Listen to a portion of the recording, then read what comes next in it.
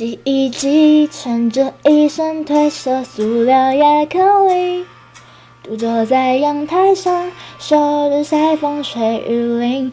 电视机，孩子们目光都以他为中心，黑色简约外型，多适合客厅。就算是吹风机，也有流线外型，紧握在手心，像跳舞亲密。光荣的电唱机，晋升为古董级，典雅的中音比谁都更受欢迎。木訥的洗衣机，从没有主题曲，只有风霜灰尘，让人不想接近。从来没有一句的怨言，你丢多少它都洗。退色总是全新的权利，直到战斗了身体。多少年的旋转又旋转，时间一眨眼过去，上了年纪却依然经历孤独，勇敢洗衣机。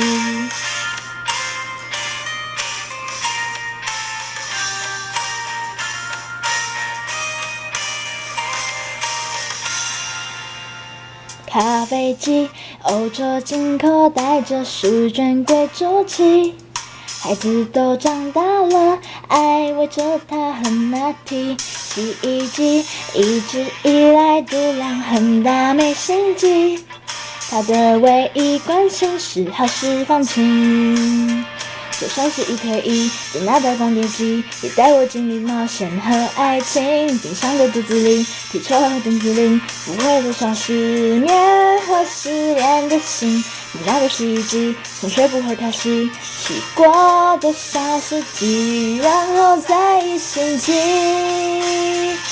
所有电器都住在屋檐下，不必风吹雨淋，却只有它孤独地守在阳台角落里运行。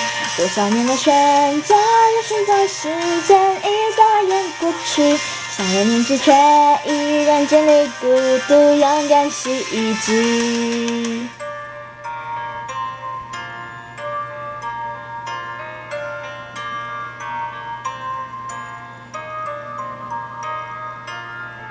突然有点好想要把梦衣服放进洗衣机，才发现了它早就坏了，只是舍不得换新。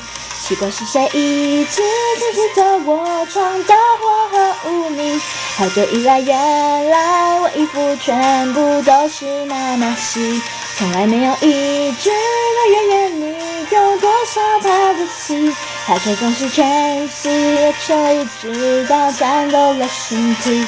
多少年的旋转又旋转，时间一眨眼过去，才发现了妈妈一直是我无声洗衣机，才发现了她的这样是无法偿还的结局，才发现了她的背影是无法释怀的风景。